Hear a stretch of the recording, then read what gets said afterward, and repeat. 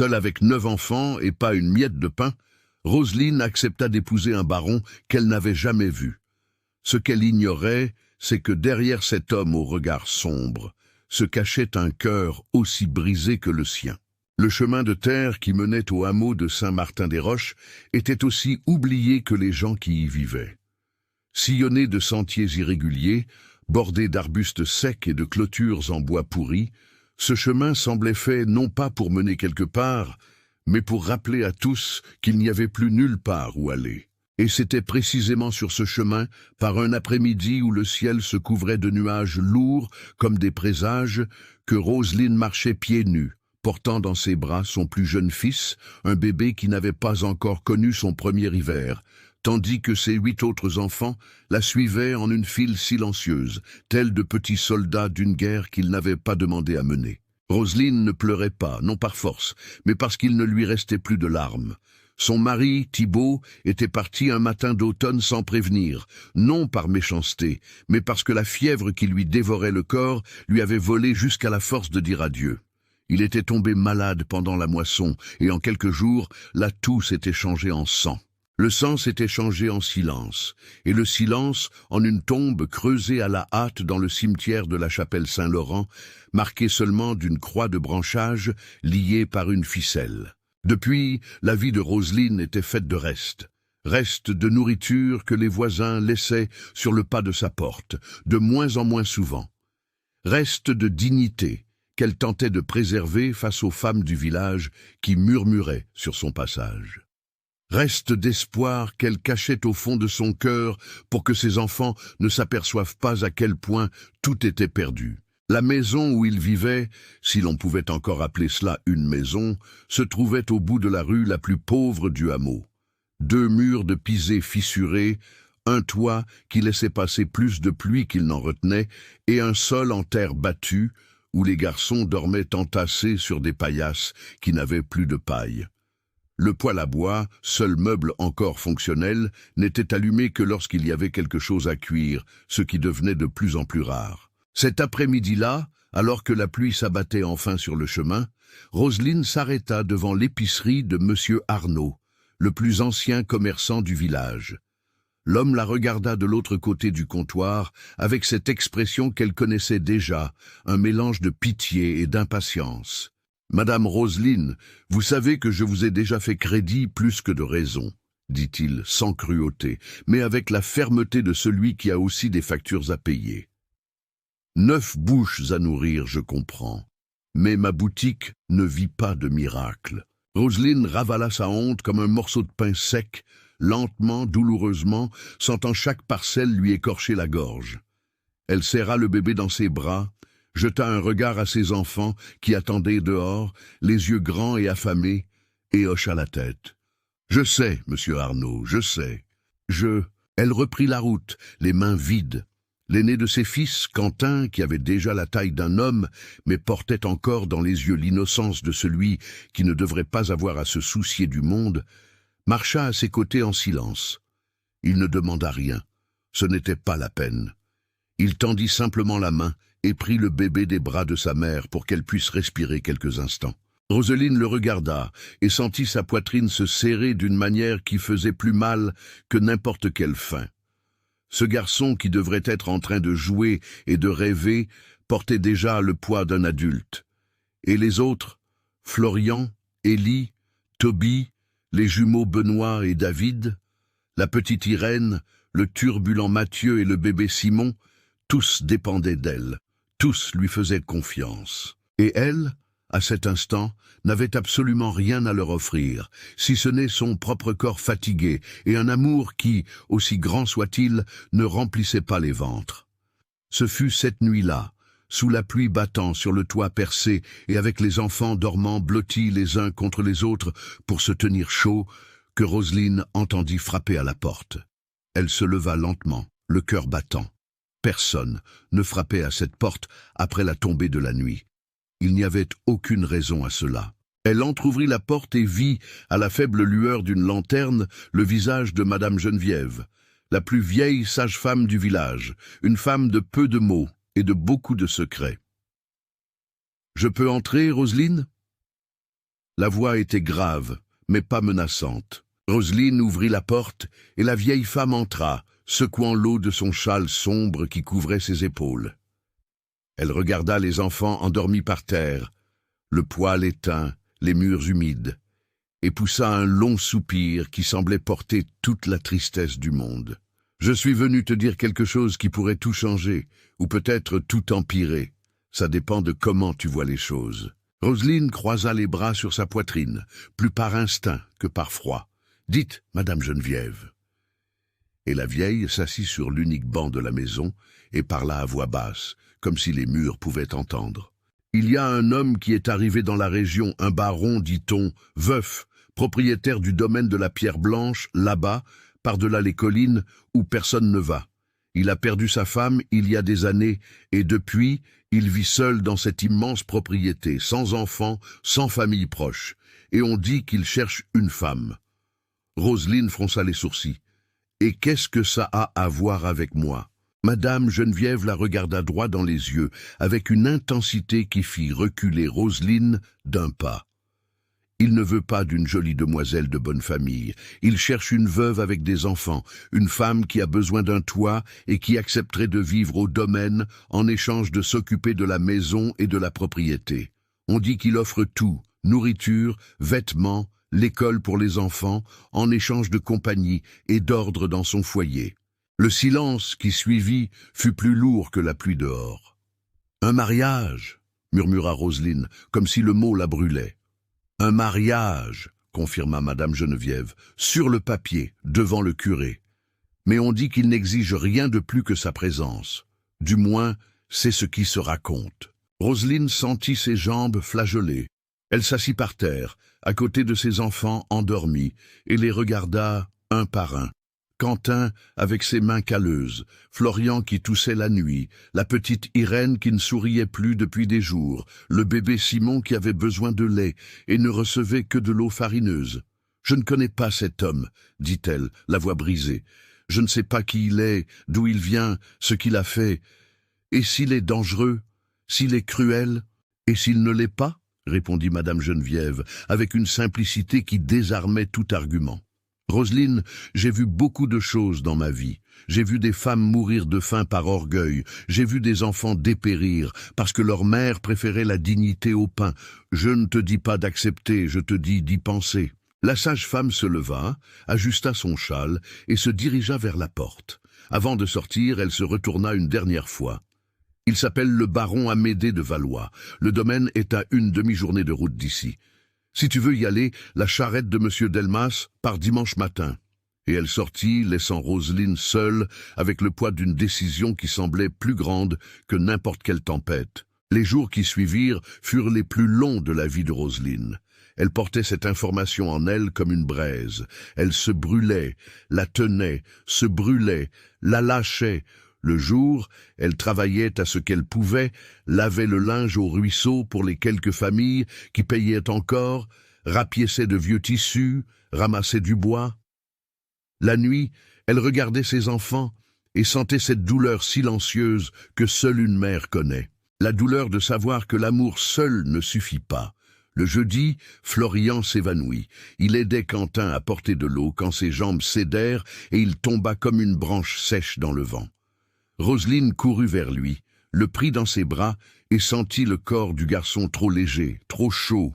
La fièvre le brûlait comme un feu de paille, et Roselyne sut, avec la terrible certitude que seule l'expérience apporte, qu'elle ne pouvait plus attendre. Cette nuit-là, s'endormir, avec Florian grelottant à ses côtés et les autres enfants respirant autour d'elle, Roselyne prit sa décision. Pas pour elle, jamais pour elle, pour les 9 raisons qui respiraient à ses côtés. Le dimanche, avant le lever du soleil, Roselyne rassembla ses enfants, noua leurs maigres possessions dans des baluchons de tissu et marcha jusqu'à l'endroit où la charrette de M. Delmas attendait.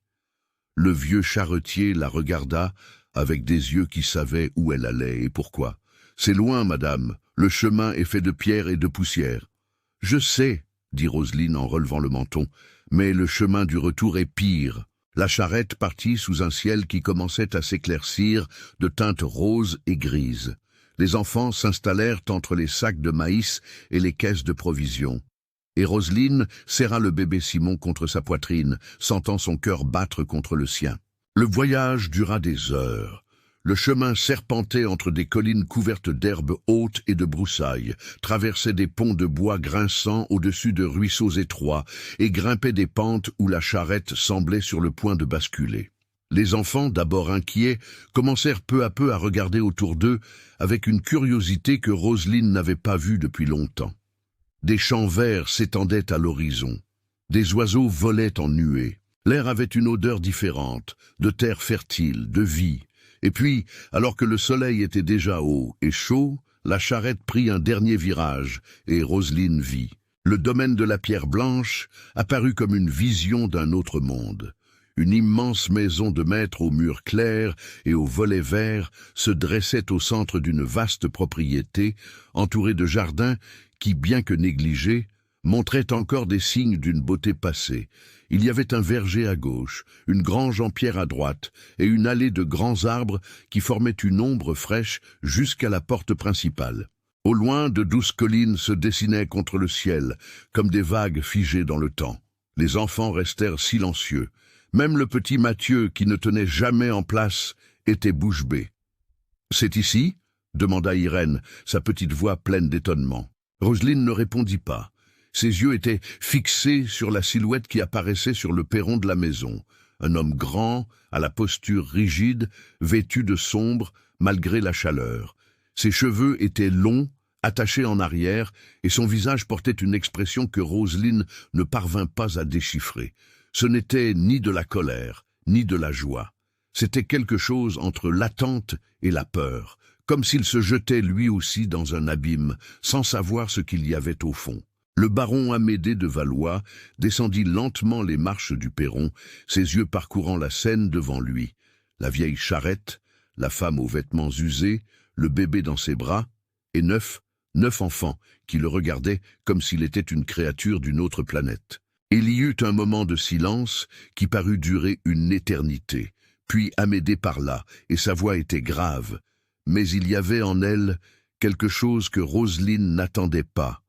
Une douceur cachée, comme un ruisseau qui coule sous la terre. « Vous êtes Roselyne ?» ?»« Oui, » répondit-elle fermement, bien que son cœur battît si fort qu'elle était sûre qu'il pouvait l'entendre. Amédée regarda les enfants, un par un, comme s'il comptait non seulement leur tête, mais essayait de comprendre ce que cette image signifiait. Puis, il regarda Roselyne et dit quelque chose qui la prit complètement par surprise. « J'ai préparé des chambres pour tout le monde. Le déjeuner est servi. Les enfants doivent avoir faim. » Il n'y eut pas de discours, pas de négociation, pas de froideur calculée ou d'exigence murmurée. Juste cette phrase simple, dite par un homme qui, à cet instant, parut à Roselyne la personne la plus seule qu'elle ait jamais rencontrée. Et là, debout devant cette immense demeure, le soleil frappant son visage fatigué et ses enfants agrippés à sa jupe, Roselyne sut qu'elle avait franchi une frontière dont elle ne pourrait revenir. Ce qu'elle ignorait encore, et que le destin gardait avec le zèle cruel des grands secrets, c'est que le domaine de la Pierre Blanche avait ses propres fantômes, et que le baron Amédée de Valois portait en lui une douleur si profonde et si cachée que lorsqu'elle referait surface, elle changerait à jamais la vie de tous ceux qui y vivaient.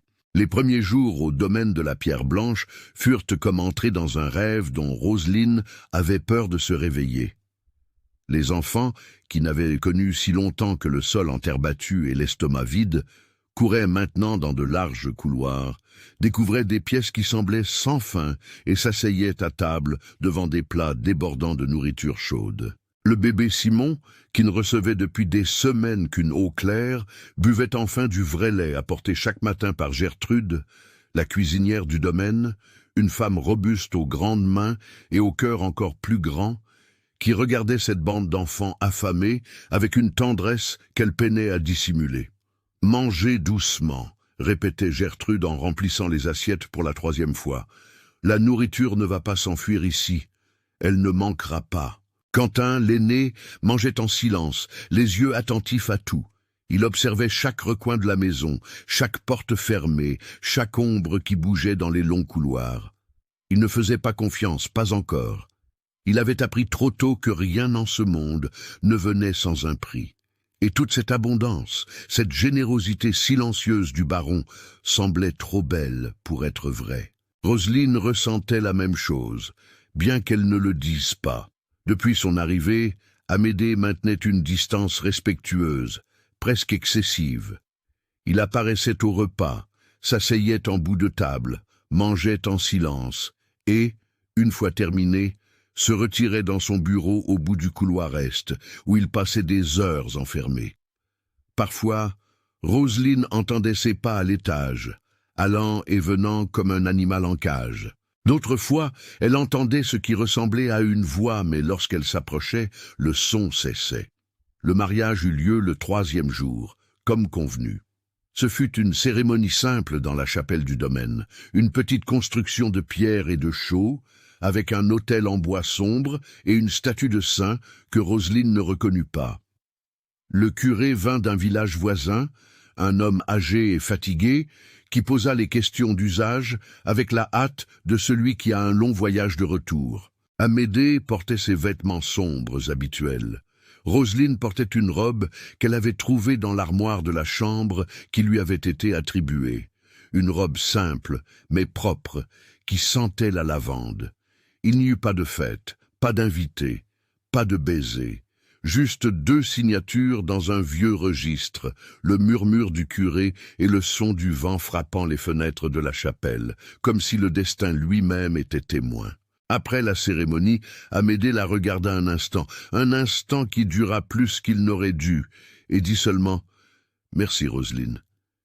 Puis il se retira dans son bureau, et elle resta là, debout dans la chapelle vide, sentant le poids de cette alliance improvisée à son doigt, comme si elle portait le monde entier dans sa main. Ce fut la 2e semaine que les choses commencèrent à changer. Roselyne, qui dès le 1er jour avait pris en main la maison avec l'efficacité de celle qui connaît le travail mieux que personne, remarqua qu'il y avait des parties du domaine où elle n'était pas la bienvenue. Le couloiret où se trouvait le bureau d'Amédée était un territoire interdit, non par ordre direct, mais par une entente silencieuse que Gertrude s'était empressée de renforcer dès le début. Ce côté de la maison est celui du baron, Madame Roselyne. Personne n'y entre, même pas moi qui suis ici depuis que le domaine n'était que broussailles et promesses. « Et l'étage » demanda Roselyne, se souvenant des pas qu'elle entendait la nuit. Gertrude détourna le regard. « L'étage a des chambres qui ne s'ouvrent pas. Vous comprendrez avec le temps. » Mais Roselyne n'était pas femme à attendre que le temps apporte des réponses. Elle avait survécu à la misère, à la faim et au veuvage, non par patience, mais par courage. Ce courage silencieux qui naît quand on a 9 enfants, dépendant de chaque décision. Un après-midi où Amédée était partie à cheval inspecter les limites de la propriété, Roselyne monta les escaliers. L'étage était plus sombre que le rez-de-chaussée, avec de lourds rideaux couvrant les fenêtres et une odeur de poussière et de temps arrêtés qui imprégnaient tout. Il y avait 4 portes.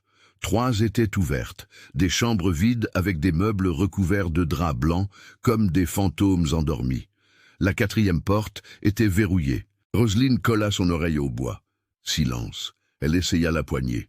Elle ne céda pas. Elle regarda autour d'elle, le cœur battant la chamade, et remarqua quelque chose par terre, près du seuil.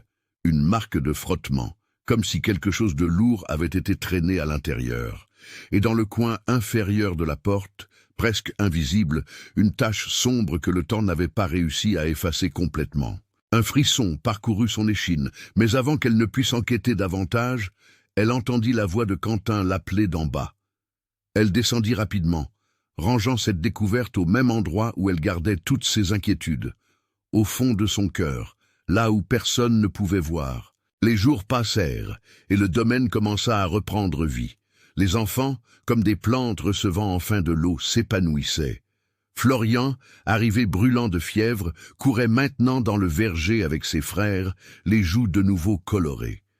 Les jumeaux Benoît et David découvrirent la grange et passaient des heures à inventer des jeux parmi les bottes de foin. La petite Irène, qui ne souriait plus depuis des semaines, fredonnait maintenant en aidant Gertrude dans la cuisine. Même le bébé Simon semblait plus fort, plus présent, ses yeux suivant le monde avec une curiosité nouvelle. Roselyne organisa la maison comme elle ne l'avait jamais été. Elle nettoya des pièces qui n'avaient pas vu un balai depuis des années. Elle ouvrit des fenêtres scellées par l'humidité, apporta des fleurs du jardin pour les vases vides du salon. Le domaine, qui ressemblait autrefois à une tombe élégante, recommença à respirer. Et Amédée, bien qu'il ne dise rien, le remarquait. Roselyne percevait ses regards. Quand elle passait dans le salon en portant du linge lavé, il levait les yeux du livre qu'il feignait de lire. Quand elle riait d'une bêtise de Mathieu, il s'arrêtait et restait là, immobile, comme si ce son était quelque chose qu'il n'avait pas entendu depuis très longtemps. Au repas, quand les enfants parlaient tous en même temps et que la table vibrait de cette énergie chaotique et belle de l'enfance, Amédée observait tout avec une expression que Roselyne ne pouvait décrire que comme de la faim. Pas de nourriture, mais de quelque chose qu'il avait perdu ou peut-être jamais eu. Un soir, après que tous les enfants se furent endormis, Roselyne descendit à la cuisine pour préparer une tisane.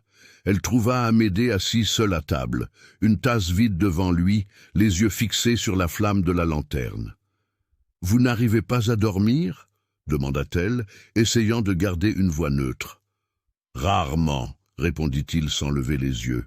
Roselyne prépara la tisane en silence, posa une tasse devant lui et s'assit de l'autre côté de la table. Ils restèrent ainsi un long moment, deux étrangers partageant une maison, un nom et une alliance, mais ne partageant pas encore une seule vérité. Ce fut Amédée qui rompit le silence. « Vous devez vous demander pourquoi un homme comme moi chercherait une femme comme vous. » La phrase sortit sans détour, avec cette honnêteté brute que Roselyne commençait à reconnaître comme sa marque. « Je me demande beaucoup de choses, » répondit-elle, « mais j'ai appris que toutes les questions ne méritent pas d'être posées à voix haute. » Amédée la regarda et un instant, bref comme un éclair, Roselyne vit dans ses yeux quelque chose qui n'était ni froideur ni distance. C'était de la peur. « Ma première femme s'appelait Léonore, » dit-il, la voix basse, comme si le nom était fait de verre et pouvait se briser à tout moment. « Nous avons vécu ici ensemble pendant de nombreuses années. Elle aimait cette maison. Elle aimait les jardins, le verger, la chapelle. Elle disait qu'elle voulait remplir ce domaine d'enfant. » Il fit une longue pause. La flamme de la lanterne vacilla. Mais les enfants ne sont pas venus, et la tristesse que cela lui a causée était quelque chose que je n'ai pas su guérir. J'ai tout essayé. J'ai fait venir des médecins, des guérisseurs, même des rebouteuses. Rien n'y a fait. Alors, une nuit d'hiver, Léonore, il s'arrêta, déglutit, ferma les yeux. Léonore est tombée malade. Une maladie que personne n'a su expliquer. Elle dépérissait un peu chaque jour, comme une bougie que le vent éteint lentement. Et quand elle est partie, elle a emporté avec elle toute la lumière qui existait dans cette maison. Roselyne sentit un nœud dans sa gorge. Elle connaissait cette douleur, la douleur de perdre celui qui était le centre de votre monde, la douleur qui ne diminue pas avec le temps, mais change simplement de forme. « C'est pour ça que vous vouliez une femme avec des enfants ?» dit-elle, non comme une question, mais comme une compréhension. Amédée hocha lentement la tête. Léonore voulait que cette maison ait de la vie, des enfants, des rires, du désordre. Tout ce dont elle rêvait et que je n'ai pas pu lui donner. Quand j'ai appris qu'il y avait une veuve avec 9 enfants vivant dans la misère, il hésita. J'ai pensé que c'était peut-être une façon d'honorer ce qu'elle voulait, de donner à cette maison ce que Léonore avait toujours demandé. Le silence qui suivit n'était pas inconfortable. C'était le silence de 2 personnes qui, pour la première fois, se voyaient vraiment.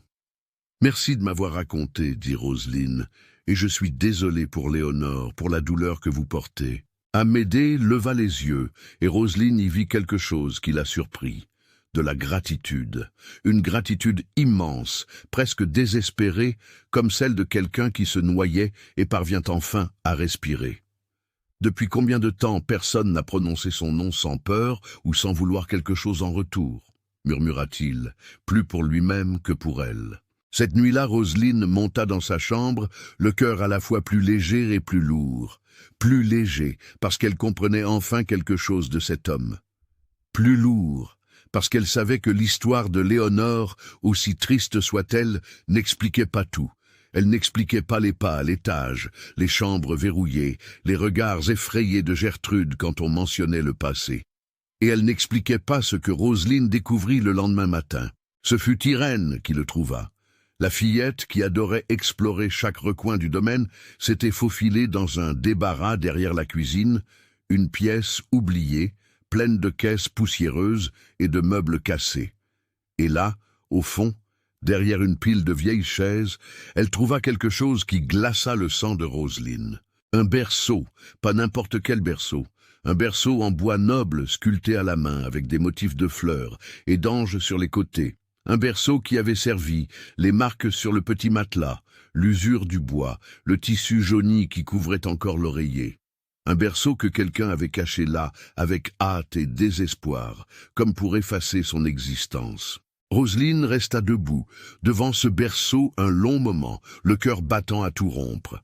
Amédée avait dit qu'il n'avait pas eu d'enfant avec Léonore, que les enfants n'étaient jamais venus, que c'était la grande douleur de sa défunte épouse. Alors, pourquoi y avait-il un berceau usagé caché dans le domaine? Gertrude apparut à la porte du débarras à ce moment précis, comme si un vieil instinct l'avait alertée. Ses yeux s'écarquillèrent en voyant le berceau découvert, et son expression, cette expression de terreur déguisée que Roselyne avait déjà vue, en dit plus que n'importe quel mot. « Madame Roselyne, » dit la cuisinière, la voix tremblante, « s'il vous plaît, ne touchez pas à ça. Il y a des choses dans ce domaine qu'il vaut mieux laisser où elles sont. » Gertrude, à qui est ce berceau? La cuisinière ne répondit pas, recula de 2 pas, fit le signe de croix et sortit presque en courant, laissant Roselyne seule avec ce berceau qui ne devrait pas exister et des questions qui grandissaient comme des ombres au crépuscule. Cette nuit-là, Roselyne ne dormit pas. Allongée dans son lit, écoutant les bruits du domaine, le chant des grillons, le craquement du bois, le vent dans les arbres, elle essayait d'assembler le puzzle qui se formait devant elle. Amédée était gentil, généreux, respectueux, mais il était aussi un homme entouré de secrets.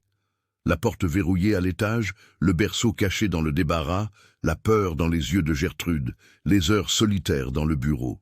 Et puis, quand l'horloge du salon sonna minuit, Roselyne entendit quelque chose qui lui glaça le sang. Un pleur. Pas le pleur du bébé Simon, qui dormait paisiblement dans son berceau à côté de son lit. Pas le pleur d'un de ses enfants. C'était un pleur qui venait d'en haut, de l'étage interdit, de la chambre verrouillée. Un pleur fin, étouffé, comme celui de quelqu'un qui pleure en cachette depuis si longtemps qu'il a oublié comment pleurer vraiment. Roselyne se leva, le corps entier tremblant, et resta debout dans le noir, les oreilles aux aguets, le cœur battant si fort qu'il semblait vouloir s'échapper de sa poitrine. Le pleur dura quelques minutes, puis cessa, remplacé par ces pas qu'elle connaissait déjà, des pas lourds, lents d'un côté à l'autre, comme ceux d'un homme qui porte sur son dos quelque chose de bien plus grand que ce que son propre corps peut supporter. Et Roselyne sut, avec une clarté qui l'effraya, que le domaine de la pierre blanche cachait bien plus que de vieux murs et les souvenirs d'une épouse décédée. Il y avait quelque chose, ou quelqu'un, dans cette chambre verrouillée, et elle devait découvrir quoi. Roselyne passa les jours suivants comme une femme divisée en 2. D'un côté, il y avait la mère qui souriait à ses enfants, qui organisait la maison, qui cuisinait aux côtés de Gertrude et feignait que tout allait bien. De l'autre, il y avait la femme qui ne pouvait chasser de son esprit le son de ce pleur fin, étouffé, venant d'un lieu qui ne devrait pas exister. Pendant la journée, le domaine était un havre de paix. Le soleil entrait par les fenêtres que Roselyne avait ouvertes, illuminant les pièces d'une lumière dorée qui faisait danser la poussière dans l'air, comme de petites étoiles. Les enfants remplissaient les couloirs de bruit et de vie, et même Amédée, qui se retirait habituellement dans son bureau juste après le café, commençait à s'attarder davantage à table, comme si ce chaos joyeux était un baume dont il ne savait pas avoir besoin. Mais la nuit, quand les lanternes s'éteignaient et que le silence s'emparait de la maison, le domaine se transformait. Les murs semblaient plus épais, les ombres plus denses. Et les bruits, les bruits racontaient des histoires que personne ne voulait entendre. Le craquement du plancher à l'étage, les pas lourds d'Amédée, qui ne dormait jamais avant l'aube, et certaines nuits, ce pleur que Roselyne savait maintenant ne pas être le fruit de son imagination. La troisième fois qu'elle l'entendit, elle décida d'agir. Elle attendit que la maison soit complètement silencieuse. Elle vérifia chacun de ses enfants. Quentin ronflait doucement dans la chambre qu'il partageait avec Florian et Élie. Les jumeaux Benoît et David dormaient enlacés comme toujours.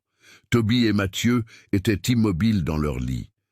Irène respirait doucement dans la chambre voisine de la sienne, et le petit Simon dormait dans son berceau près de sa tête de lit, tous en sécurité, tous en paix. Roselyne enfila ses chaussons avec précaution, prit la lanterne qu'elle gardait sur sa table de chevet et sortit dans le couloir. La maison était plongée dans une obscurité épaisse, percée seulement par la lumière tremblante qu'elle tenait dans ses mains. Ses pas étaient lents, calculés, chacun testant le plancher avant de poser tout son poids pour qu'aucune latte ne grince et ne trahisse sa présence. Elle monta les escaliers. Chaque marche semblait plus raide que la précédente, comme si la maison elle-même tentait de l'empêcher d'atteindre le sommet. Le couloir de l'étage était encore plus sombre que la dernière fois. Les lourds rideaux bloquaient toute lumière de lune et l'air était lourd, stagnant, comme si personne n'avait ouvert ses fenêtres depuis des années. Elle marcha jusqu'à la quatrième porte, la porte verrouillée, colla son oreille au bois et attendit. Au début, rien. Juste le silence et le chant lointain des grillons. Mais ensuite, comme en réponse à sa présence, le pleur commença. Doucement d'abord, presque un murmure, puis plus clair, plus défini. Ce n'était pas le pleur d'un adulte. C'était quelque chose de différent, plus aigu, plus fragile, comme le pleur de... Le cœur de Roselyne s'arrêta. C'était le pleur d'un enfant. Ses mains tremblèrent si fort que la lanterne faillit tomber. Elle s'agenouilla devant la porte et murmura, la voix brisée, « Il y a quelqu'un !» Le pleur cessa immédiatement, comme si celui qui était de l'autre côté l'avait entendu et s'était tu par instinct. L'instinct de celui qui a appris que faire du bruit a des conséquences. Roselyne sentit ses yeux brûler de larmes.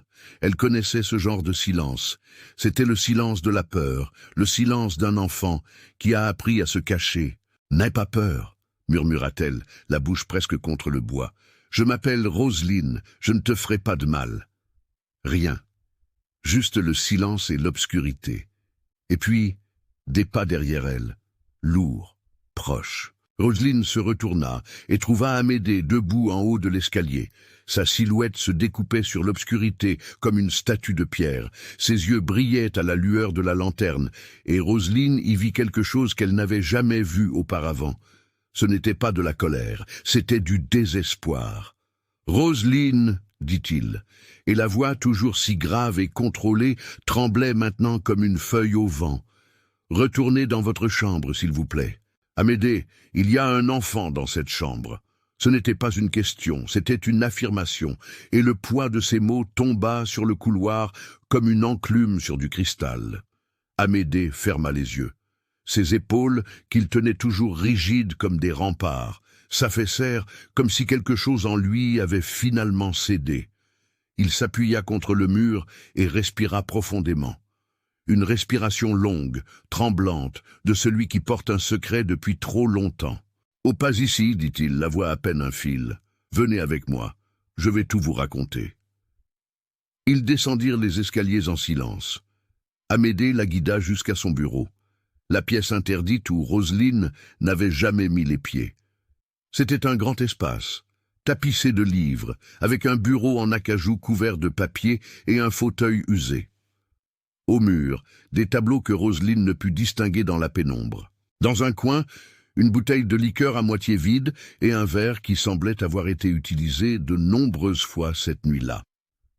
Amédée alluma les lampes du bureau avec des mains qui tremblaient encore, s'assit dans le fauteuil et resta silencieux un long moment, les yeux fixés au sol, comme un homme préparant les mots d'une confession gardée toute une vie. « Je vous ai menti, Roselyne », commença-t-il, et chaque mot semblait lui coûter un morceau d'âme. Pas sur tout, mais sur ce qui compte. Roselyne s'assit sur la chaise en face du bureau, les mains croisées sur ses genoux, le cœur battant fort, mais l'expression ferme. Elle avait appris à la dure que les vérités les plus difficiles sont celles qui ont le plus besoin d'être entendues. « Léonore et moi avons eu un fils. » La phrase tomba dans le silence du bureau comme une pierre dans un lac immobile, créant des ondes qui se propagèrent dans tous les coins. « Un garçon !» continua Amédée, la voix brisée. « Il est né une nuit de tempête, et Léonore a pleuré de joie comme je ne l'avais jamais vu pleurer. Ce fut le plus beau jour de notre vie. Elle l'a appelé Augustin. » Roselyne sentit l'air lui manquer, le berceau caché dans le débarras.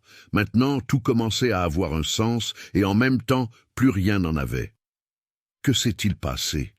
demanda-t-elle doucement. Amédée leva les yeux, et Roselyne vit qu'ils étaient rouges, humides, comme ceux d'un homme qui a tant pleuré en secret qu'il ne se soucie plus de le cacher. Augustin est né différent, pas comme les autres enfants. Il n'a pas marché quand il aurait dû, n'a pas parlé quand il aurait dû. Ses yeux regardaient le monde d'une manière que les médecins ne savaient pas expliquer. Ils disaient que c'était une condition de naissance, que quelque chose s'était passé pendant l'accouchement, que le garçon ne serait jamais comme les autres. Amédée fit une pause, et quand il reprit la parole, sa voix portait une douleur si ancienne et si profonde qu'elle semblait venir non de sa gorge, mais d'un endroit bien plus profond. Léonore l'aimait de toutes ses forces. Pour elle, Augustin était parfait, mais le monde, ce monde cruel et étroit dans lequel nous vivons, ne pensait pas ainsi. Les familles de la région ont commencé à parler. Elles disaient que le garçon était maudit, que c'était un châtiment divin, que les Valois portaient une tare dans leur sang. Ma propre sœur, Dorothée, qui vit dans une propriété voisine, est venue ici et m'a dit que je devrais envoyer le garçon dans un asile pour préserver le nom de la famille. La voix d'Amédée se durcit comme de l'acier forgé. J'ai refusé, et Léonore m'a soutenu. Nous avons décidé d'élever Augustin ici, au domaine, loin de tout et de tous. Pendant un temps, ça a fonctionné. Nous étions une petite famille, isolée, mais une famille. Et qu'est-ce qui a changé ? Demanda Roselyne, bien qu'elle sente déjà que la réponse serait douloureuse. Léonore est tombée malade, pour de vrai. Ce n'était pas un mensonge. Elle a vraiment dépéri jour après jour. Mais la cause n'était pas mystérieuse. C'était la tristesse, le poids de vivre caché, de protéger son fils du monde, d'entendre des murmures chaque fois qu'elle allait au village. C'était la solitude d'être la mère d'un enfant que le monde rejetait. Et quand elle est partie... Amédée serra les poings sur les accoudoirs du fauteuil. Quand Léonore est partie, je suis resté seul avec Augustin, et j'ai fait la seule chose que je savais faire. Je l'ai protégé. Je l'ai enfermé dans la chambre du haut, où personne ne pouvait le voir, où personne ne pouvait le juger. Gertrude m'aidait à m'en occuper. Je passais les nuits avec lui. Mais avec le temps, j'ai réalisé que je faisais la même chose que le monde voulait que je fasse. Je cachais mon fils, j'avais honte de lui. Sa voix se brisa. Amédée baissa la tête et pour la première fois depuis que Roselyne le connaissait, il pleura. Pas un pleur contenu ou dissimulé, un pleur ouvert, profond, d'un homme qui avait porté seul un fardeau qu'aucun être humain ne devrait porter. Roselyne resta silencieuse un long moment, puis se leva, s'approcha du fauteuil où Amédée était assis et fit quelque chose qu'aucun arrangement de mariage ne prévoyait, qu'aucun contrat n'exigeait, qu'aucune convenance ne justifiait. Elle posa la main sur son épaule. Elle ne dit rien. Ce n'était pas nécessaire.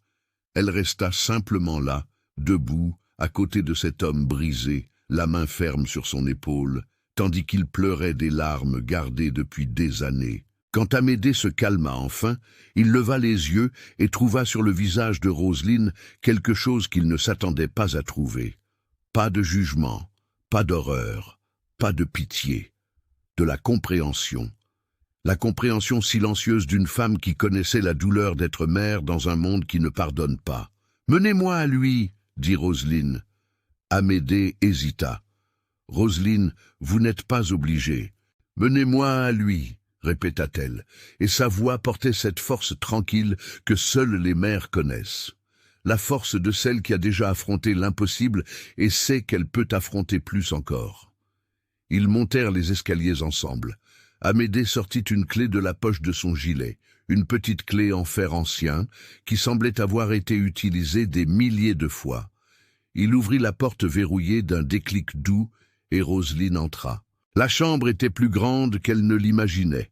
Il y avait un petit lit contre le mur, une table avec des papiers et des crayons de couleur, une étagère avec des livres pour enfants et une fenêtre donnant sur l'arrière de la propriété, ouverte, laissant entrer la brise fraîche de la nuit. La chambre n'était pas une prison, c'était un refuge. Soignée, propre, pleine d'objets qui témoignaient d'amour et d'attention. Et là, assis sur le lit, les jambes croisées et un crayon à la main, se trouvait Augustin. C'était un garçon qui semblait avoir assez grandi pour ne plus être si petit, mais dont les yeux portaient une innocence qui ne correspondait pas à la taille de son corps. Ses cheveux étaient clairs et en désordre, et il regardait Roselyne avec une curiosité prudente.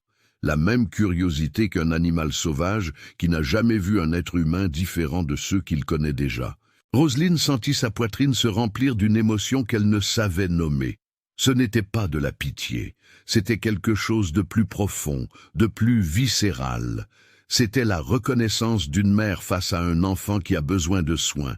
C'était l'instinct qui l'avait fait survivre 9 fois, qui l'avait fait traverser des villages, des routes et des tempêtes pour garder ses enfants en vie. Elle s'agenouilla lentement pour se mettre à la hauteur du garçon et sourit. « Bonjour Augustin, je m'appelle Roselyne. » Le garçon ne répondit pas. Il la regarda, puis son père, puis de nouveau elle. Il serra le crayon dans sa main comme si c'était une amulette de protection.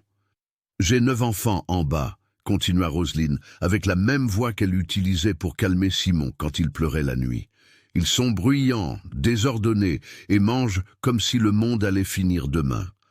Je pense que tu aimerais les connaître. » Augustin inclina légèrement la tête sur le côté, comme s'il essayait de comprendre ses mots. Puis, lentement, très lentement, il tendit la main qui tenait le crayon et montra à Roselyne le dessin qu'il était en train de faire. C'était un dessin simple, une maison avec beaucoup de fenêtres, un grand soleil dans le coin et plusieurs petites silhouettes dans le jardin. Des silhouettes qui ressemblaient à des enfants.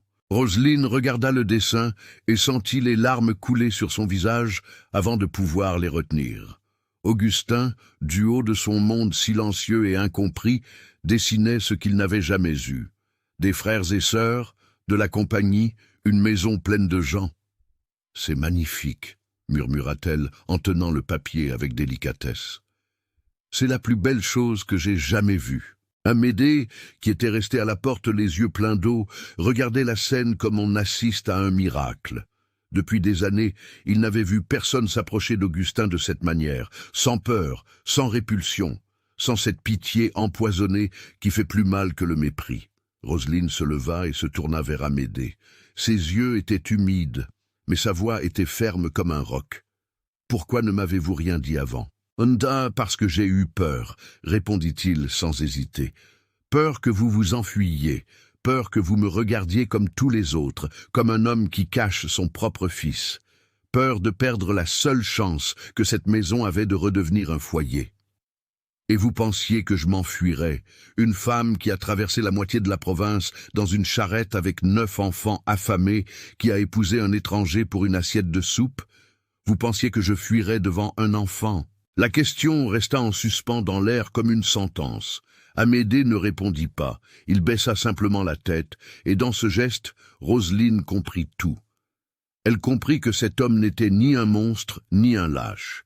C'était un père brisé, qui avait fait de son mieux avec les outils qu'il avait, et qui maintenant se détestait de ne pas avoir fait plus. « Demain matin, » dit Roselyne en séchant ses larmes du revers de la main, « Augustin descendra prendre le petit déjeuner avec les autres.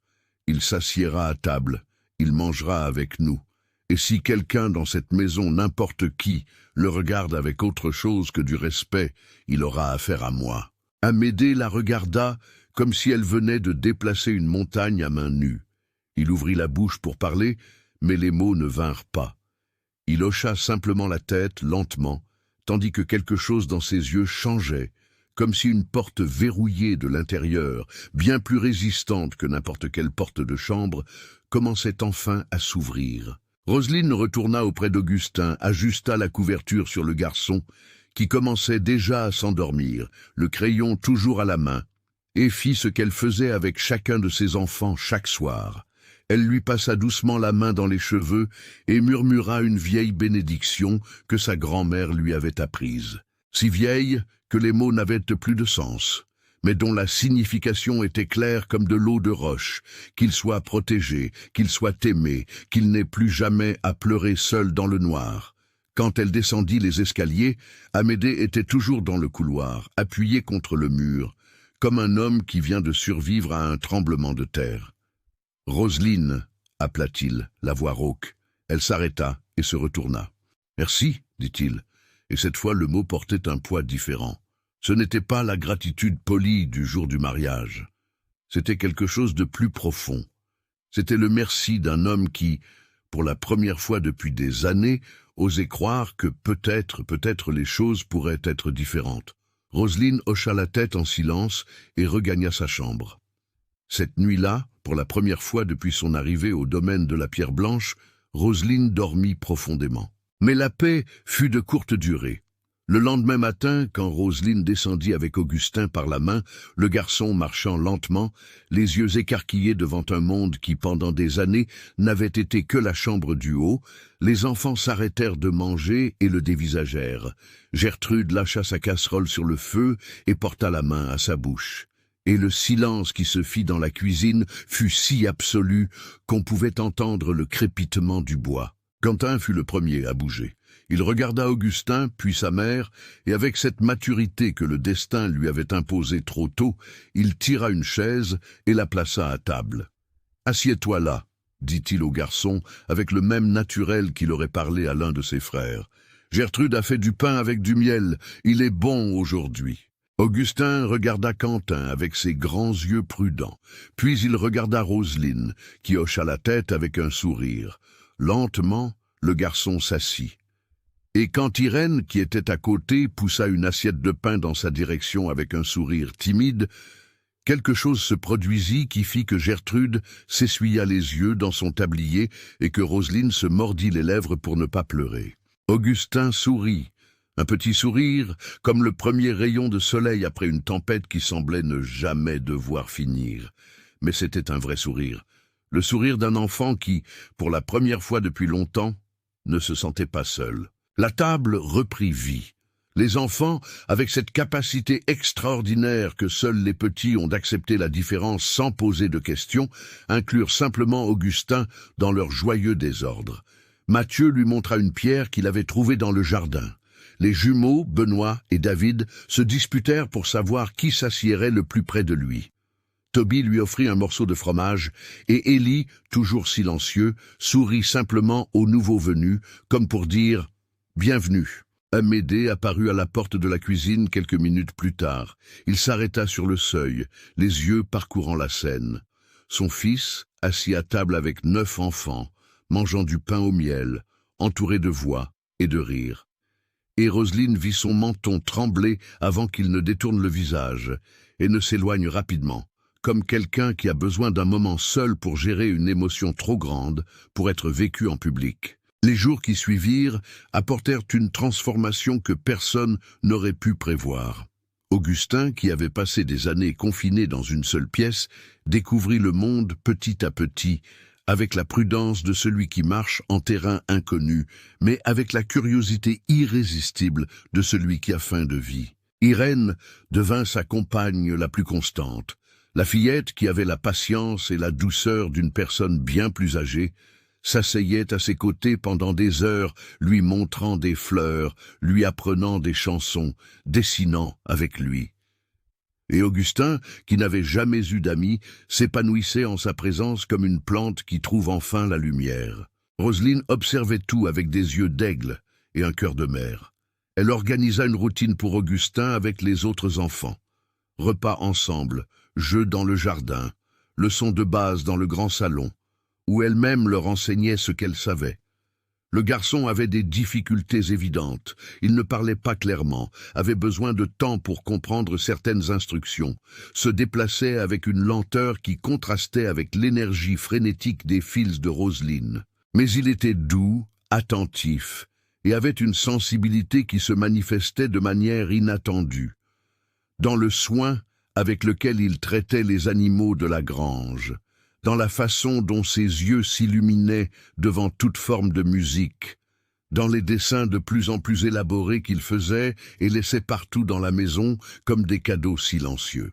Amédée assistait à tout cela avec un mélange de gratitude et d'incrédulité, comme un homme qui a vécu si longtemps dans le noir qu'il se méfie de la lumière. Sa relation avec Roselyne commença à changer de manière subtile mais indéniable. Il ne se retirait plus dans son bureau juste après les repas, n'évitait plus son regard, et les soirs où ils se retrouvaient dans la cuisine pour la tisane, devenu un rituel silencieux entre eux, les conversations devenaient plus longues, plus profondes, plus vraies.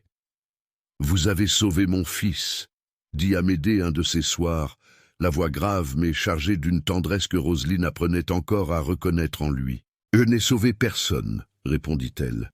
J'ai seulement ouvert une porte. Parfois, ouvrir une porte est tout ce dont une personne a besoin. » Ils se regardèrent un instant, qui dura plus longtemps que n'importe quelle conversation. Et Roselyne sentit quelque chose qu'elle n'avait pas ressenti depuis l'époque de Thibaut. Une connexion qui allait au-delà de la convenance, au-delà de l'accord, au-delà des murs de ce domaine. Quelque chose de réel, de fragile et d'effrayant, comme une graine qui insiste pour germer au milieu de la pierre. Mais la paix dans ce domaine semblait toujours surveillée par des ombres. Un après-midi de grand soleil, alors que les enfants jouaient dans le verger et que Roselyne étendait le linge, un carrosse apparut sur le chemin du domaine. Pas n'importe quel carrosse, il était élégant, tiré par 2 chevaux bien soignés, avec des rideaux de velours aux fenêtres et un blason peint sur la portière. Gertrude, qui vit le carrosse la première, laissa tomber le seau qu'elle portait et devint pâle comme cire. « Oh mon Dieu !» murmura-t-elle en faisant le signe de croix. « C'est Madame Dorothée. » Roselyne fronça les sourcils. « Qui ?»« La sœur du baron, celle qui voulait envoyer le garçon au loin. » Le carrosse s'arrêta devant la maison et une femme en descendit, dont la présence était aussi imposante que la propriété qui l'entourait. Madame Dorothée de Valois était grande, la posture rigide comme une colonne de marbre et vêtue d'une élégance qui semblait calculée pour intimider. Ses yeux parcoururent le domaine avec une expression de dédain à peine dissimulée. Les jouets éparpillés dans le jardin, le linge sur la corde, les enfants qui avaient cessé de jouer et l'observaient avec curiosité. « Mais qu'est-il arrivé à cette propriété ?» dit Dorothée, la voix tranchante comme un rasoir, s'adressant à personne en particulier. On dirait un orphelinat. Et puis ses yeux trouvèrent Augustin, qui était assis sous un arbre du verger avec Irène, dessinant tranquillement. Le visage de Dorothée se durcit comme de la pierre, et ses lèvres se pincèrent en une ligne fine de désapprobation qui en disait plus que 1000 mots. « Amédée !» appela-t-elle, sa voix résonnant dans la cour comme un coup de tonnerre sec. « Amédée de Valois, montrez-vous immédiatement !» Amédée apparut sur le perron, et Roselyne vit la transformation instantanée. Les épaules qui avaient commencé à se détendre se raidirent à nouveau. Le visage, qui commençait à apprendre à sourire, se referma, comme une fenêtre avant la tempête. « Dorothée, » dit-il d'une voix neutre, « je n'attendais pas votre visite. »« Évidemment, » répondit-elle en montant les marches du perron et en s'arrêtant devant son frère, avec l'autorité de celle qui se considère supérieure. Car si vous l'aviez attendu, vous auriez peut-être eu la décence de me consulter avant de transformer la propriété de notre famille en un refuge pour indigents. Roseline, qui observait tout depuis la corde à linge, sentit son sang bouillir. Elle lâcha le vêtement qu'elle tenait et se dirigea d'un pas ferme vers le perron, s'arrêtant aux côtés d'Amédée, sans que personne ne l'y invite. « Vous devez être Madame Dorothée, » dit Roseline, la voix calme, mais les yeux brûlants. « Je suis Roseline, l'épouse de votre frère. » Dorothée la toisa de haut en bas, avec une lenteur délibérée, comme on examine un objet sans valeur sur une étagère. « C'est donc vrai ?» dit-elle en se tournant vers Amédée. « Tu as épousé une inconnue et tu as fait entrer toute sa progéniture dans notre héritage. »« Ce domaine est à moi, Dorothée, » répondit Amédée. Et Roseline perçut que, bien que sa voix soit ferme, il y avait en elle une tension qui révélait des années de conflits non résolus. « Ce domaine appartient à la famille de Valois, » corrigea Dorothée, « et je ne permettrai pas que tu détruises ce que notre père a construit. D'abord le scandale avec ce garçon, maintenant ça. » Elle désigna les enfants dans le jardin d'un geste qui fit serrer les poings à Roseline. « Notre père se retournerait dans sa tombe s'il voyait ce que tu as fait de la pierre blanche. »« Notre père » dit Amédée, et pour la première fois sa voix s'éleva, chargée d'une colère ancienne, qui attendait clairement depuis longtemps d'être libérée, était un homme qui jugeait tout et tout le monde sur les apparences. Et j'ai passé trop d'années à essayer d'être comme lui. Dorothée plissa les yeux. « Fais attention à ce que tu dis, mon frère. J'ai des amis au cadastre et au tribunal de l'arrondissement. Si je décide que tu n'es pas en état de gérer cette propriété... » Assez. Le mot ne vint pas d'Amédée, mais de Roseline. Dorothée se tourna vers elle, avec une expression de choc, comme si un meuble avait pris vie et osé parler. « Madame, vous avez peut-être du sang noble et des amis puissants, » dit Roseline, la voix tremblante non de peur, mais d'une fureur contenue qui brillait dans ses yeux comme une braise. « Mais je suis l'épouse de cet homme, la mère des enfants de cette maison et la femme qui s'occupe de chaque recoin de ce domaine. Et aucun titre, aucun cadastre et aucun tribunal ne me fera baisser la tête devant quelqu'un qui entre chez moi pour insulter ma famille. » Le silence qui suivit fut assourdissant. Dorothée regarda Roseline avec une intensité qui aurait pu faire fondre le fer. Puis elle regarda Amédée, qui restait immobile aux côtés de son épouse, mais dont les yeux, pour la première fois, ne montraient pas de soumission face à sa sœur. Ils montraient quelque chose de nouveau, quelque chose qui ressemblait dangereusement à de la fierté. « Ce n'est pas fini », dit Dorothée en ajustant ses gants avec un calme forcé qui ne trompait personne. « Vous le regretterez. » Elle descendit les marches du perron, monta dans son carrosse et partit dans un nuage de poussière, laissant derrière elle une promesse qui pesait dans l'air comme du plomb. Roseline resta debout sur le perron, le cœur battant la chamade, les mains toujours serrées. Amédée resta à ses côtés en silence, jusqu'à ce que le carrosse disparaisse au tournant du chemin. « Tiendra-t-elle sa promesse ?» demanda Roseline sans quitter la route des yeux. « Dorothée tient toujours ses promesses », répondit Amédée, la voix lourde. « Elle a essayé de m'enlever Augustin quand Léonore est morte. Je l'en ai empêché.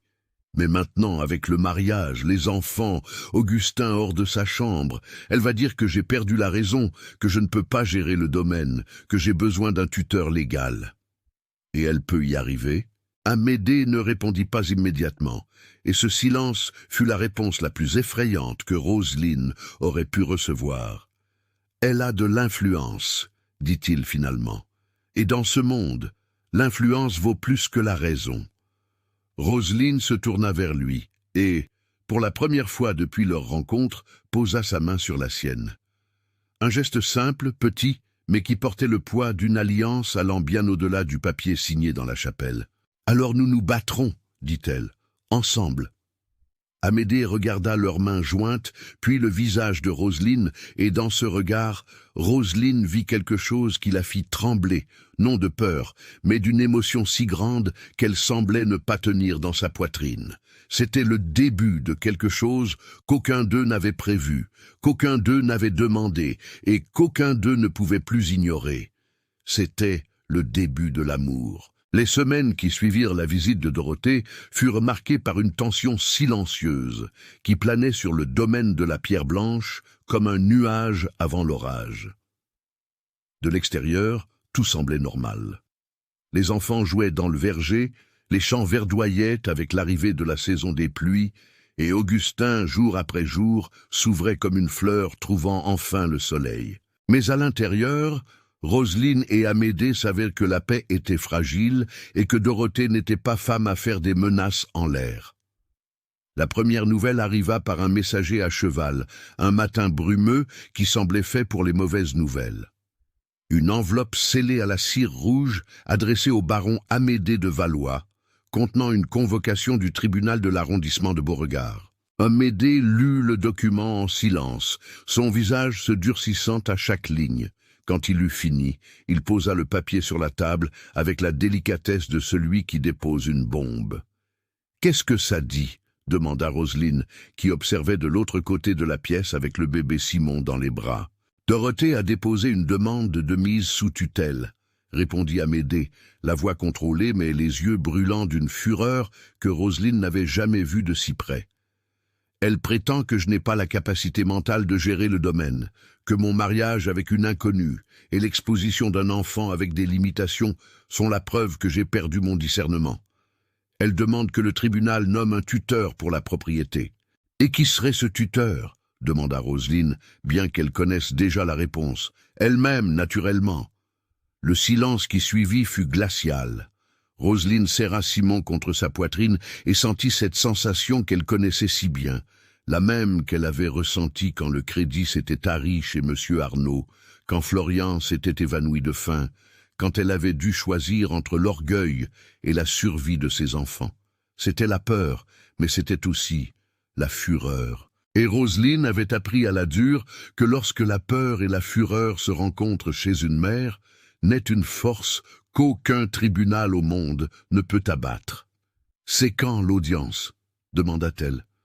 « Dans 2 semaines. »« Alors nous avons 2 semaines pour nous préparer. » Amédée la regarda avec une expression mêlant admiration et incrédulité. « Roselyne, vous ne comprenez pas. Dorothée a de l'influence, des amis parmi les juges, de l'argent pour engager les meilleurs avocats de la province. »« Nous avons la vérité, » l'interrompit Roselyne, « et nous avons 10 enfants qui dépendent de ce domaine. C'est suffisant. » Les jours suivants furent une préparation intense. Roselyne, qui savait à peine lire et écrire, fit preuve d'une intelligence pratique qui surprit tout le monde. Elle demanda à Amédée de lui montrer les documents de la propriété. Titres, registres, livres de comptes. Avec l'aide de Quentin, qui était doué pour les chiffres, ils examinèrent les finances du domaine et découvrirent ce que Roselyne soupçonnait. Sous sa gestion, la propriété était plus organisée que jamais. Les dépenses étaient contrôlées, la production du verger avait repris, la grange était pleine, et même les champs abandonnés depuis des années commençaient à être préparés pour les semailles grâce au travail des fils aînés. « Si Dorothée dit que le domaine est mal géré, » dit Roselyne en montrant les registres, « les chiffres disent le contraire. » Amédée regarda cette femme aux pieds nus, aux mains calleuses et aux cheveux noués en une simple tresse, et sentit quelque chose qui allait bien au-delà de la gratitude. Il sentit de la honte. Honte d'avoir passé des années enfermé dans son bureau pendant que le domaine dépérissait. Honte d'avoir caché son propre fils. Honte d'avoir été si faible pendant si longtemps. Et en même temps, il sentit un espoir féroce, comme un incendie qui part d'une étincelle et refuse de s'éteindre. « Roselyne, » dit-il, et sa voix avait une gravité qui la fit s'arrêter et le regarder droit dans les yeux. « Je dois vous dire quelque chose. » Elle attendit, les mains posées sur les livres ouverts. Quand je vous ai fait venir ici, c'était pour Léonore, pour Augustin, pour cette maison. Je voulais redonner vie à cet endroit, comme je le lui avais promis. Mais maintenant... » Il fit une pause, cherchant ses mots comme on cherche un chemin dans le noir. « Maintenant, je ne sais plus séparer ce que j'ai fait pour elle de ce que je ressens pour vous. » L'air entre eux devint dense, comme si les murs eux-mêmes retenaient leur souffle. « Je sais que ce mariage était un arrangement, » continua Amédée. « Je sais que vous avez accepté par nécessité, pas par choix, et je n'exigerai jamais de vous quelque chose que vous ne voudriez pas donner. Mais il fallait que vous sachiez que pour moi, ce n'est plus un arrangement depuis longtemps. » Roselyne sentit son cœur battre d'une manière qu'il n'avait pas battu depuis sa jeunesse, ce battement désordonné, effrayé et beau, de celle qui découvre qu'elle est encore capable de ressentir. Elle regarda Amédée et vit en lui non pas le baron mystérieux qui l'avait accueilli sur le perron des mois plus tôt, mais un homme imparfait, brisé et sincère, qui osait ouvrir son cœur devant elle comme on ouvre une porte sans savoir ce qu'on trouvera de l'autre côté. « Pour moi non plus, » dit-elle, et les mots sortirent si bas qu'ils se perdirent presque dans le silence de la pièce. « Pour moi non plus, Amédée. » Il tendit la main sur la table, et elle posa la sienne par-dessus. Ils restèrent ainsi un long moment, deux mains usées par la vie, unies non par un contrat, mais par quelque chose qu'aucun papier ne pourrait contenir. Il n'y eut pas de baiser, pas de grande déclaration, juste ce contact silencieux dans cette pièce pleine de livres et de contes, tandis que le soleil de l'après-midi entrait par la fenêtre et baignait tout d'une lumière dorée qui semblait bénir ce qui naissait là. Mais le destin, comme toujours, avait d'autres plans. La semaine précédant l'audience, il se passa quelque chose que personne n'attendait. Quentin, qui se rendait chaque matin au village chercher des provisions avec la charrette prêtée par Amédée, revint un après-midi le visage fermé et les poings serrés. Roselyne sut immédiatement que quelque chose n'allait pas. « Qu'y a-t-il, mon fils ? » ?»« Il parle de nous au village, mère, » dit Quentin, la voix tremblant d'une rage contenue. « À l'épicerie, au marché, sur le parvis de l'église. Ils disent que vous êtes une profiteuse qui a épousé le baron pour son argent, que les enfants sont une plaie qui a envahi le domaine, et que le garçon, Augustin, est... » Il s'arrêta, ravalant les mots comme s'ils avaient un goût de poison. « Ils disent des choses que je ne répéterai pas. » Roselyne sentit son estomac se nouer. Elle connaissait le pouvoir des mots murmurés. Elle en avait été victime toute sa vie, depuis l'époque où les voisines de Saint-Martin-des-Roches chuchotaient sur la veuve avec trop d'enfants et pas assez de dignité. « Qui propage ça ?» demanda-t-elle, bien qu'elle le sache déjà. « On dit que ça vient de gens importants, de gens avec un carrosse et un blason sur la portière. Dorothée. Bien sûr que c'était Dorothée. Le tribunal ne suffisait pas. Elle voulait détruire leur réputation avant même que l'audience n'ait lieu. Elle voulait que le juge entre dans la salle déjà convaincu qu'Amédée était un homme instable, et Roselyne, une opportuniste. Roselyne appela Amédée et lui raconta ce que Quentin avait dit. Le baron écouta en silence, la mâchoire serrée, les yeux fixés sur un point lointain. « Je vais aller à Beauregard parler au juge, » dit-il. « Je vais apporter les documents, les comptes, tout. »« Non, » dit Roselyne, « nous irons. » Amédée hésita. « Roselyne, le village n'est pas un endroit sûr pour nous en ce moment. Si Dorothée a semé des graines de méfiance, on combat la méfiance avec la vérité plantée au visage des gens, » répondit-elle. « Je n'ai pas fui la faim, je n'ai pas fui la misère, je n'ai pas fui la peur, et je ne fuirai pas des ragots. » La veille de l'audience, un événement inattendu se produisit. Gertrude, qui était plus silencieuse que d'habitude depuis des semaines, vint trouver Roselyne dans la cuisine après que les enfants se furent couchés.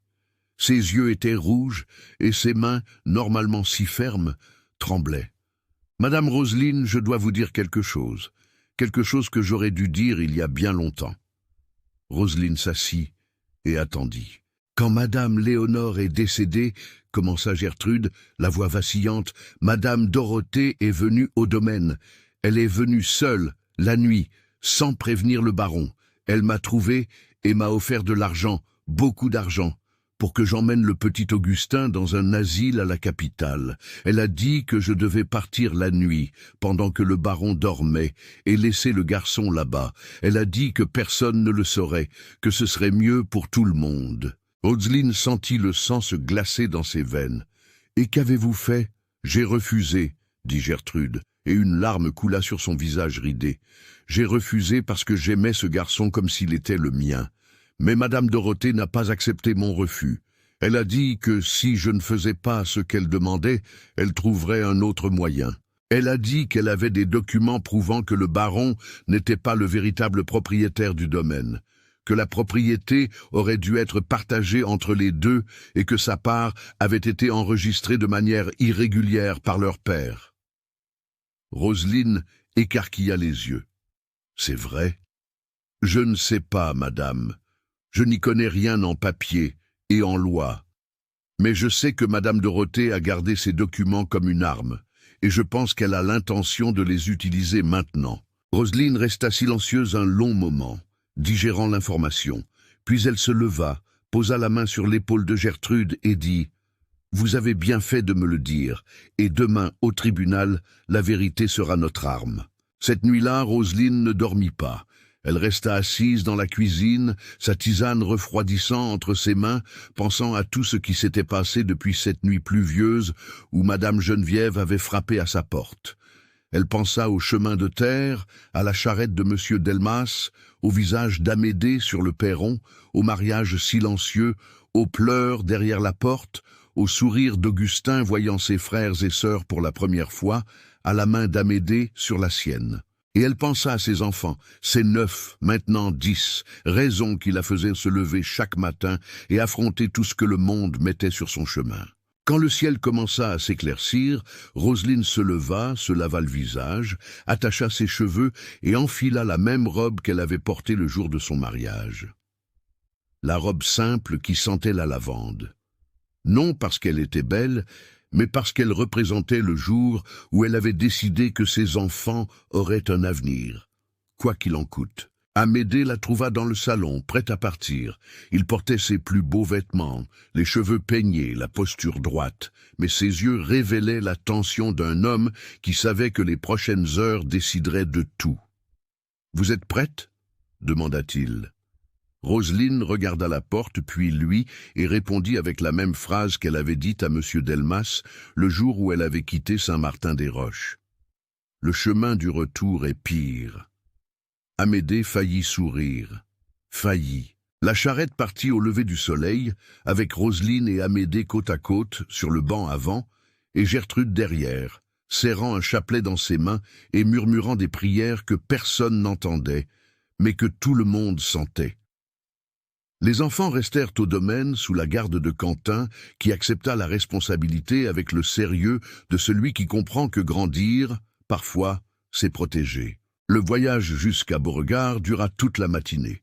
La route était faite de terre et de pierre, coupée par des ruisseaux peu profonds et bordée de champs qui s'étendaient à l'horizon. Roselyne observait le paysage en silence, gardant ses forces pour ce qui allait venir. Amédée conduisait les chevaux d'une main ferme, mais Roselyne remarqua qu'il la regardait de temps en temps.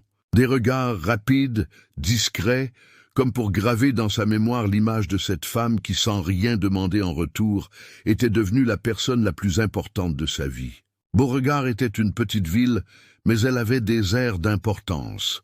Un tribunal en pierre, avec des colonnes en façade, une place centrale avec des arbres feuillus et une église imposante dont les cloches s'entendaient depuis les collines environnantes. C'est là que le destin du domaine de la Pierre Blanche allait se jouer. Quand la charrette s'arrêta devant le tribunal, Roselyne vit le carrosse de Dorothée déjà garé, élégant, imposant, avec le blason des Valois brillant au soleil comme un rappel de pouvoir. À côté du carrosse, 2 hommes en costume sombre discutaient à voix basse. Les avocats que l'argent de Dorothée avait achetés. Roselyne descendit de la charrette, ajusta sa robe, releva le menton et se dirigea vers le tribunal d'un pas qui ne tremblait pas. Amédée marcha à ses côtés, et Gertrude, derrière eux, gardait dans la poche de son tablier quelque chose que personne ne savait qu'elle avait. Une enveloppe jaunie au bord usé par le temps, qu'elle avait trouvée des années plus tôt dans le bureau de Dorothée, une nuit où elle avait été appelée pour aider à un accouchement dans la propriété voisine. Une enveloppe que Gertrude avait gardée par instinct, sans savoir exactement pourquoi, mais qui maintenant, devant le tribunal, pourrait tout changer. La porte du tribunal s'ouvrit et Roselyne entra sans regarder en arrière. Elle avait appris, au cours d'une vie de lutte, que le courage n'est pas l'absence de peur, mais la décision que quelque chose importe plus que la peur. Et pour Roselyne, rien n'importait plus que la famille que le destin, avec toute sa cruauté et toute sa miséricorde, avait mise entre ses mains. Le tribunal de Beauregard était une salle vaste, au plafond haut et aux murs tapissés d'étagères de livres de droit qui semblaient n'avoir jamais été ouverts. Au fond, derrière une table en acajou sombre, siégeait le juge, un homme aux cheveux grisonnants et à l'expression impénétrable dont les yeux parcouraient l'assistance comme s'il pesait chaque âme présente. À droite, Madame Dorothée, vêtue de l'élégance calculée de celle qui transforme les vêtements en armure, flanquée de ses deux avocats. À gauche, Amédée et Roselyne, seuls, sans avocat, sans blason, sans rien d'autre que la vérité et le courage de ceux qui n'ont plus rien à perdre. Gertrude s'assit sur un banc à l'arrière, l'enveloppe cachée dans la poche de son tablier, les mains serrant son chapelet, comme si c'était la seule chose qui la tenait debout. L'audience commença par la lecture de la requête de Dorothée. Ses avocats parlèrent avec l'éloquence polie de ceux qui sont payés pour faire paraître le faux juste. Ils prétendirent que le baron Amédée de Valois montrait des signes clairs d'incapacité administrative. Il s'était marié à la hâte avec une femme sans bien, avait accueilli 9 enfants étrangers dans la propriété familiale et exposait publiquement un enfant avec des limitations qui auraient dû être confiées à une institution spécialisée. Ils présentèrent des témoignages de voisins, ces mêmes voisins dont Dorothée avait aiguisé la langue, avec des ragots et des promesses, qui décrivaient le domaine comme un lieu de désordre et d'abandon. Roselyne écoutait tout en silence, les mains serrées sur ses genoux, le sang bouillant dans ses veines, mais elle ne bougea pas, ne réagit pas. Elle avait appris dans la pauvreté et la douleur que la patience est l'arme de ceux qui ne peuvent se permettre de se tromper. Quand les avocats eurent terminé, le juge se tourna vers Amédée. « Monsieur, avez-vous quelque chose à dire pour votre défense ?» Amédée se leva. Il était pâle, mais sa voix était ferme quand il commença à parler. Il raconta la vérité, toute la vérité. Il parla de Léonore, de la naissance d'Augustin, de la douleur de voir le monde rejeter son propre fils. Il parla de l'isolement, de la honte, des années enfermées dans son bureau pendant que le domaine et son âme dépérissaient ensemble. Et puis, il parla de Roselyne. Cette femme, dit-il en la désignant avec une révérence qui approfondit le silence de la salle, est arrivée à mon domaine avec 9 enfants, sans un sou en poche et avec pour seul bien les vêtements qu'elle portait.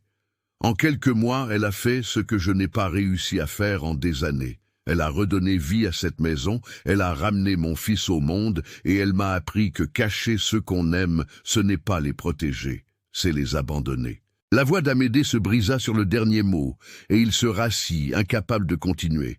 Le juge resta silencieux un instant, puis il se tourna vers Roselyne. « Madame, vous êtes l'épouse du baron. » Roselyne se leva. Ses genoux tremblaient, mais sa voix non. « Oui, monsieur le juge. Et je suis la mère de 10 enfants qui vivent dans ce domaine, 9 qui sont nés de moi, et un que le destin a mis sur mon chemin. Avez-vous quelque chose à ajouter ?» Roselyne prit une profonde inspiration et, avec la simplicité de celle qui n'a jamais eu besoin de beaux mots pour dire la vérité, elle parla. « Je ne sais pas parler comme ces avocats, je ne connais pas les lois, je n'y entends rien en papier et en registre.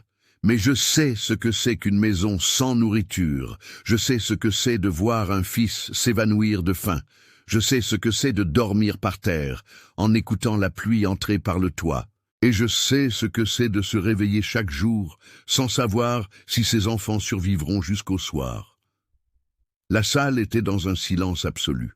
Même les avocats de Dorothée avaient cessé d'écrire. Ce domaine était une maison morte quand je suis arrivé, belle à l'extérieur, vide à l'intérieur, comme un cercueil décoré. Et le baron Amédée était un homme qui vivait dans ce cercueil, seul, avec sa douleur, et un fils que le monde lui avait ordonné de cacher. Je n'ai rien fait d'extraordinaire. J'ai juste ouvert les fenêtres, allumé le poêle et assis les enfants à table.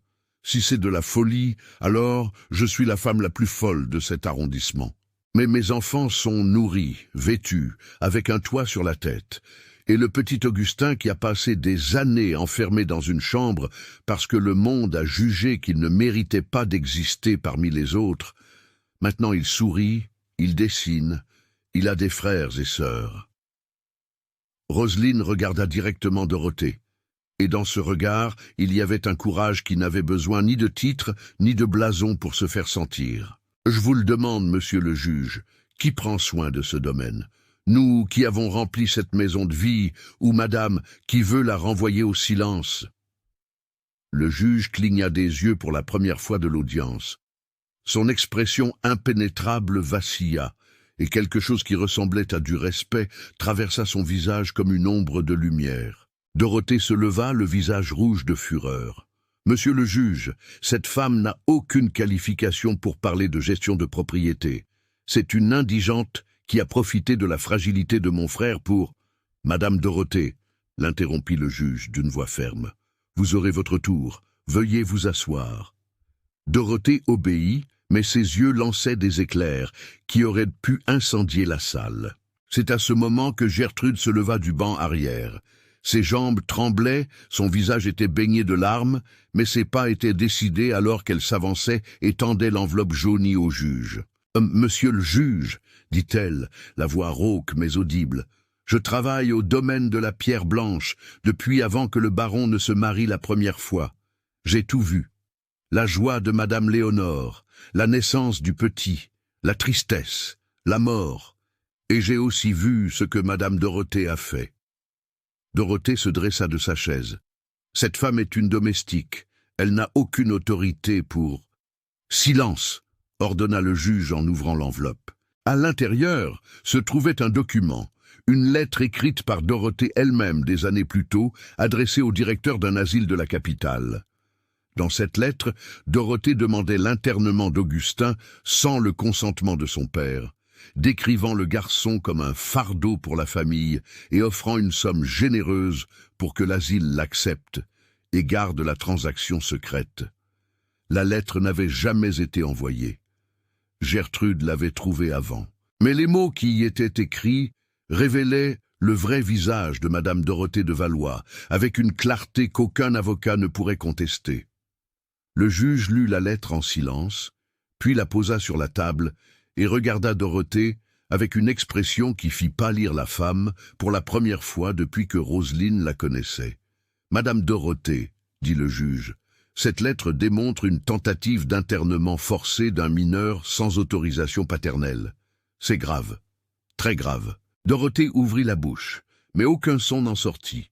Ses avocats échangèrent des regards nerveux.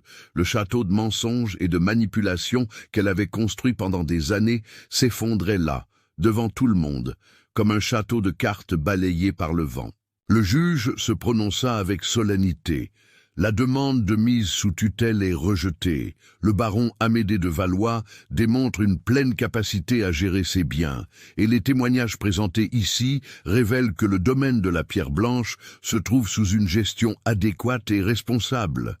Quant à la lettre présentée, j'ordonne qu'elle soit transmise pour enquête. Madame Dorothée, il vous est interdit de vous approcher de la propriété et des enfants sans l'autorisation expresse du baron.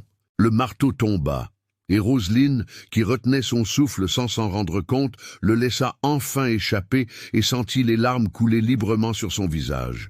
Pas de tristesse, mais de soulagement, de justice, d'une gratitude si grande qu'elle semblait ne pas tenir dans sa poitrine. Amédée la serra dans ses bras, là, devant le tribunal, devant le juge, devant Dorothée, ses avocats et Gertrude, qui pleurait en s'agrippant à son chapelet. Un long et fort enlacement, comme celui de deux naufragés qui trouvent enfin la terre ferme. Le voyage de retour se fit sous un ciel qui s'ouvrait en teintes dorées et roses. comme si la nature elle-même célébrait ce qui s'était passé.